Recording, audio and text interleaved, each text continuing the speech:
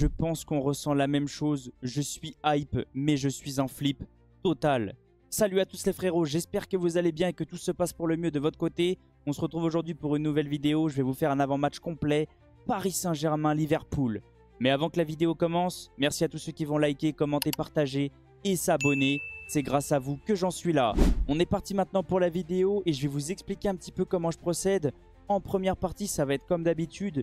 Je vais vous faire un avant-match complet concernant les deux équipes. Mais en seconde partie, ça va être assez différent d'habitude. Comme tout le monde le sait, j'ai un nouvel outil personnel. J'ai réussi à mettre en place avec mon partenariat un outil pour pouvoir débriefer et analyser les matchs. Mais là, ce qui est incroyable, c'est qu'il a pu me l'améliorer. Et grâce à cette amélioration, je vais pouvoir vous donner mes compos probables, mais aussi vous donner les points forts et les points faibles des deux équipes. On est parti maintenant pour l'avant-match et sincèrement, rien qu'à voir ça, je suis en panique totale. Le Paris Saint-Germain reçoit Liverpool le mercredi 5 mars à 21 h pour le compte des huitièmes de finale. C'est bien sûr le match aller, le match aura lieu au Parc des Princes. Et au niveau des chaînes de retransmission, le match sera disponible sur MyCanal, Canal+ France et Free. On va pouvoir maintenant se concentrer sur les joueurs blessés ou suspendus. Et je crois que c'est une première sous l'ère Qatari.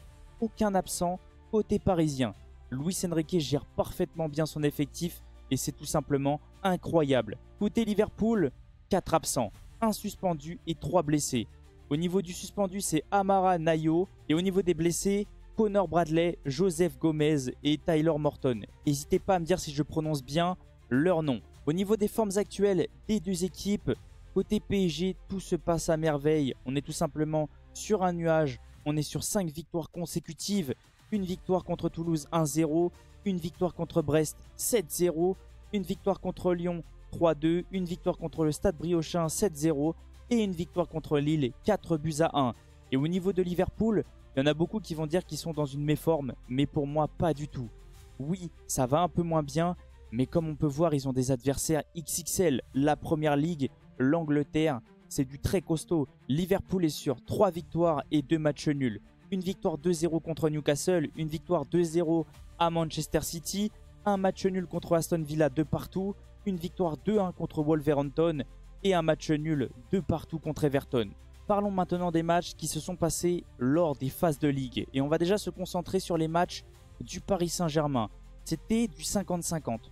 Le PSG a très mal commencé mais a très bien terminé. On s'est imposé 1-0 contre Girona au Parc des Princes lors de la première journée. Déplacement très compliqué à Arsenal, défaite 2-0.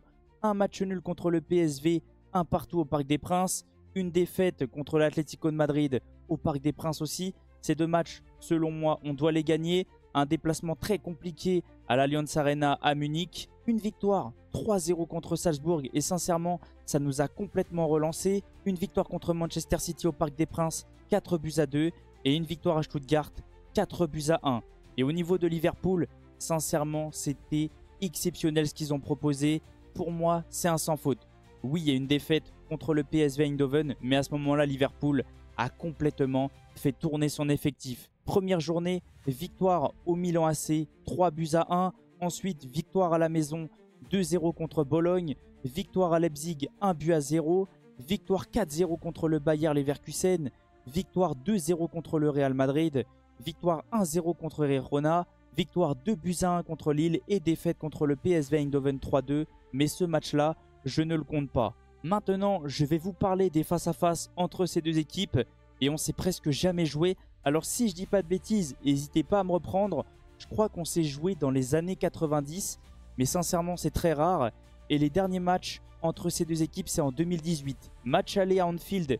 Défaite 3-2 du Paris Saint-Germain, match retour au Parc des Princes. Sincèrement, à chaque fois, c'est très animé et c'est très agréable à suivre. On est parti maintenant pour mes compos probables. Je vais vous faire une analyse tactique, mais je vais aussi vous donner les points forts et les points faibles des deux équipes. Mais avant de se concentrer sur ça, j'aimerais vous présenter l'amélioration de l'outil, l'amélioration du site qui est tout simplement exceptionnelle. Pour tous ceux qui me suivent, on l'a vu lors de la première vidéo où je me sers du site, je pouvais aligner qu'une seule équipe. Maintenant, je peux aligner 2 équipes et c'est tout simplement incroyable parce que je peux vous faire un avant-match de qualité. Donc pour tous ceux que ça intéresse, ce genre de site, ce genre d'outil, le lien de mon partenariat sera dans la description. On va commencer par Liverpool parce que pour moi, je dois commencer par notre adversaire du jour.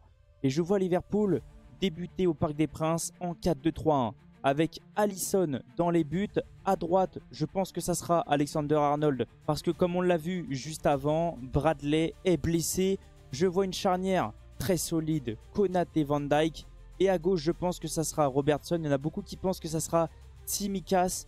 Mais moi, je vois Robertson parce que je pense qu'il a un peu plus d'expérience. Au niveau du milieu, je vois deux milieux défensifs. Comme d'habitude, Gravenberch, McAllister. Et sincèrement, c'est un milieu très solide avec un numéro 10, Szoboszlai, qui est très intéressant aussi à Liverpool. Sincèrement, ça peut permuter entre McAllister et Gravenberch. Je sais que des fois, Gravenberch est ici et que McAllister est un peu plus là. Mais bien sûr, on peut bouger, ça permute énormément. C'est comme le Paris Saint-Germain. Et devant, je les vois débuter avec Gakpo à gauche, Mohamed Salah à droite, le joueur qui me fait vraiment très peur. Et Luis Diaz en numéro 9. Et au niveau du PSG, je vois Paris débuter avec un 4-3-3 très classique, un 4-3-3 à la Luis Enrique, Donnarumma dans les buts, les latéraux Mendes, Achraf Hakimi, une charnière Pacho Marquinhos, un milieu à 3 comme d'habitude avec une pointe basse Vitinha, accompagné de Ruiz et Joao Neves, et une attaque Barcola, Dembélé, Kvaratskhelia. Je vais vous expliquer le pourquoi du comment je veux voir cette équipe-là. Beaucoup ne seront pas d'accord avec moi et c'est compréhensible. Mais de mon côté, moi je veux voir Ruiz jouer parce que sincèrement j'en ai marre de voir Mendes être bridé et de voir Mendes être obligé de rester à côté de Marquinhos et Pacho. Parce qu'on le sait, dans le système à Luis Enrique, Achraf Hakimi monte énormément pour se retrouver aux côtés des attaquants. Et c'est très bien parce que ça fait très mal aux adversaires. Mais le souci, c'est que quand Achraf Hakimi monte, eh ben on a moins de défenseurs. Le pourquoi du comment, Nuno Mendes reste derrière. Et là, je vais vous expliquer pourquoi Fabian Ruiz est très utile. Parce que Fabian Ruiz peut redescendre pour être aux côtés de Pacho et de Marquinhos. Ce qui peut libérer Nuno Mendes. Et comme ça, Nuno Mendes peut monter aussi comme Achraf Hakimi. Et pour moi, j'ai envie de voir Kvaratskhelia. Bien sûr, c'est pas obligé. Il n'est pas obligé d'être à droite. L'attaque du PSG permute énormément. Ça peut partir dans tous les sens. Mais j'ai retenu un truc. Kvaratskhelia, quand il a affronté Alexander-Arnold, il lui a fait très mal. Donc je pense que Kvara peut faire mal à Arnold pendant peut-être 45, 50, 60 minutes. Et après on fait rentrer Désiré Doué qui peut en rajouter une couche à Arnold et le mettre en grande difficulté. Donc moi sincèrement, je veux voir Kvaratskhelia débuter contre Liverpool. Parlons maintenant des points forts de Liverpool.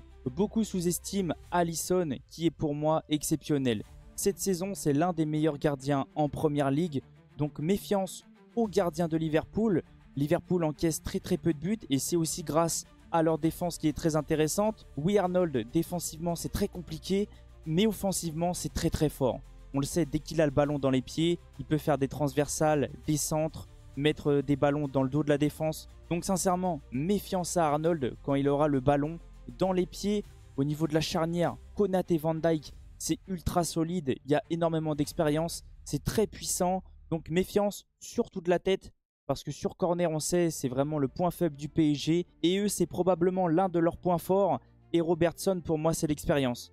Même si oui, c'est assez compliqué, un joueur comme ça à gauche, ça ramène quand même de l'expérience, ça ramène quand même un plus à une équipe comme Liverpool. Au niveau du milieu, on le sait, c'est très technique. Que ça soit McAllister, Szoboszlai ou même Gravenberch.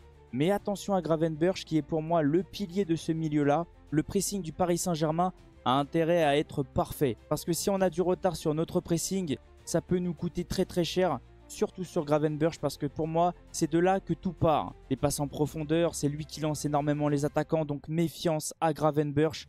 McAllister, on le sait, c'est un joueur ultra technique qui est très bon, surtout à Liverpool. Tout comme Szoboszlai qui rapporte énormément, surtout en tant que numéro 10 à Liverpool. Ils ont une attaque de feu, une attaque exceptionnelle, que ça soit Gakpo qui est incroyable à gauche, mais qui peut aussi se retrouver en numéro 9. Comme Luis Diaz qui peut se retrouver en 9, mais aussi à gauche, ça permute énormément. Et il y a Mohamed Salah à droite, un joueur exceptionnel, un joueur qui est en course pour le Ballon d'Or et un joueur qui est sur un nuage depuis le début de la saison. Je crois que c'est un but et une passe dès tous les matchs. Il est tout simplement exceptionnel. Donc méfiance à cette attaque qui va surtout très vite vers l'avant. Maintenant, on va se concentrer sur les points faibles. Bien sûr, il y a des points forts dans une équipe de football, mais il y a aussi des points faibles. Et on va se concentrer directement sur Alexander-Arnold. Oui, offensivement c'est très fort, mais défensivement il est souvent en grande difficulté. Et j'aimerais surtout me concentrer sur lui parce que normalement c'est Bradley qui est à sa place. Sincèrement, si Bradley n'était pas blessé, je pense qu'il serait aligné à sa place. Le souci c'est que Bradley est blessé, donc ça sera probablement Arnold. Et défensivement, Arnold, c'est très compliqué. Je ne suis pas le seul à le voir. Donc j'espère sincèrement que Barcola ou même Kvaratskhelia vont lui faire très mal. Pour moi, défensivement, Konaté et Van Dijk, c'est assez lourd. Même si c'est puissant, même s'il y a de l'expérience, des joueurs comme Dembélé, Kvaratskhelia, Achraf Hakimi, Mendes, Barcola ou même Désiré Doué peuvent leur faire mal. Parce que c'est des joueurs qui sont quand même grands, assez lourds, même si oui, c'est puissant. Ces joueurs-là, au niveau de l'agilité, peuvent vraiment faire mal à la défense de Liverpool. Au niveau du milieu, je pense que ça va être un gros duel. Et c'est ce duel-là qu'il va falloir remporter. Vitinha, Joao Neves et Fabian Ruiz contre Szoboszlai, McAllister et Gravenberch. Il va falloir faire un très gros pressing, un très bon pressing pour les mettre sous pression. Parce qu'on le sait, c'est un milieu qui joue quand même très bien au ballon. Je pense que des joueurs comme Vitinha et Joao Neves qui courent énormément peuvent les mettre en grande difficulté. Le souci, c'est que Fabian est souvent en retard au niveau du pressing. Donc attention, mais si on arrive à gagner ce duel du milieu, sincèrement, je pense qu'on peut prendre le dessus. Mais attention, même si on gagne le duel du milieu, cette équipe reste quand même très dangereuse parce que c'est une équipe qui envoie beaucoup des ballons dans le dos, beaucoup des ballons en profondeur pour Mohamed Salah, Luis Diaz ou même Gakpo. Ça va très vite devant. Et au niveau des attaquants, je pense qu'il y a quand même quelques petits défauts. Même si ce sont des très bons joueurs, ce sont des joueurs exceptionnels, des top joueurs. Un joueur qui est en course pour le Ballon d'Or. Je pense que si on arrive à le tenir correctement, que Nuno Mendes lui laisse pas beaucoup d'espace, Mohamed Salah peut être mis en grande difficulté. Et on le sait, Luis Enrique aime énormément que ses ailiers fassent les retours défensifs. Donc sincèrement, j'espère que Bradley Barcola et Kvaratskhelia vont aider les latéraux du PSG. Si on se met à chaque fois en prise à deux sur Mohamed Salah, Luis Diaz ou même Gakpo, je pense qu'on peut prendre le dessus à chaque fois. Donc voilà, pour moi ça c'est les points forts et les points faibles de Liverpool. Maintenant on va se concentrer sur les points forts et les points faibles du Paris Saint-Germain. Concentrons-nous maintenant sur nos points forts. Et pour moi nos points forts, c'est la rapidité, c'est la transition, c'est la puissance, c'est l'agilité et ça peut venir de partout. Pour moi maintenant, c'est plus un joueur mais c'est un collectif. Le Paris Saint-Germain a un collectif, a un 11 tout simplement exceptionnel et a même des remplaçants qui sont incroyables. Ça peut venir de partout et ça c'est le point fort du PSG. Des joueurs qui courent partout, des joueurs qui arrivent à être décisifs, que ce soit Bradley Barcola, Dembélé, Kvara, Achraf Hakimi, même Mendes, Vitinha, Joao Neves, tous les joueurs sont décisifs et ça c'est une très bonne nouvelle. L'autre point positif pour moi c'est Donnarumma sur sa ligne. Il a intérêt à nous sortir un gros match parce que je sais qu'il en est capable et j'espère sincèrement qu'il ne va pas nous mettre dans la sauce comme il a fait lors des précédentes années. Au niveau des points faibles de la tête, on le sait sur coup de pied arrêté et ça c'est le point fort de Liverpool. Ils ont des joueurs de très grande taille, donc méfiance, surtout sur corner et sur coup franc. S'il vous plaît, ne pas se prendre un but sur corner ou coup franc, je vous en supplie. Et au niveau des autres points faibles, je pense que ça peut être l'âge, l'expérience. On sait c'est que des jeunes joueurs, il ne va pas falloir leur tomber dessus. J'espère sincèrement que Luis Enrique, même si on est mené de 1 ou 2-0, il va faire la même chose que contre Manchester City. Leur dire de ne rien lâcher. Même si on est mené 1-0, 2-0, 3-0, il faut continuer à forcer. Il ne faut pas défendre, il faut pousser, il faut tout donner. On sera à domicile. Je pense qu'on a les armes pour jouer contre cette équipe. On a les armes pour regarder droit dans les yeux Liverpool. Je pense aussi qu'on a un petit point fort avec Vara qui a peut-être le dessus sur Arnold. Pour moi, c'est ça nos points forts et nos points faibles. Et c'est ça aussi les points forts et les points faibles de Liverpool. Maintenant que je vous ai tout présenté, je vais pouvoir me concentrer sur le pronostic. Et sincèrement, c'est très dur à pronostiquer. Je vois le PSG s'imposer. J'espère sincèrement qu'on va s'imposer. Je pense pas qu'il va y avoir un gros score. Je vois le Paris Saint-Germain s'imposer 2-1 contre Liverpool. Au niveau des buteurs, je vois un but de Ousmane Dembélé, un but de Achraf Hakimi et un but de Mohamed Salah. Voilà mon pronostic, voilà mon avant-match. J'espère sincèrement que ça vous aura plu. N'hésitez pas à me dire qu'est-ce que vous avez ressenti. Je viendrai vous répondre avec grand plaisir dans les commentaires. Et on va se laisser sur ça. Je suis en panique, j'ai peur, mais j'essaye de garder confiance en notre équipe, en notre effectif et surtout en notre coach qui est très fort tactiquement. On va se laisser sur ça. On se retrouve ce soir pour le débrief du match Real Madrid, Atlético de Madrid. Oui, ça commence la Ligue des Champions. Je suis très hype. Sincèrement, c'est déjà un très gros match. Juste avant le Paris Saint-Germain, c'est tout simplement parfait. Passez une excellente journée et on se retrouve tout à l'heure. Ciao les potes et allez Paris.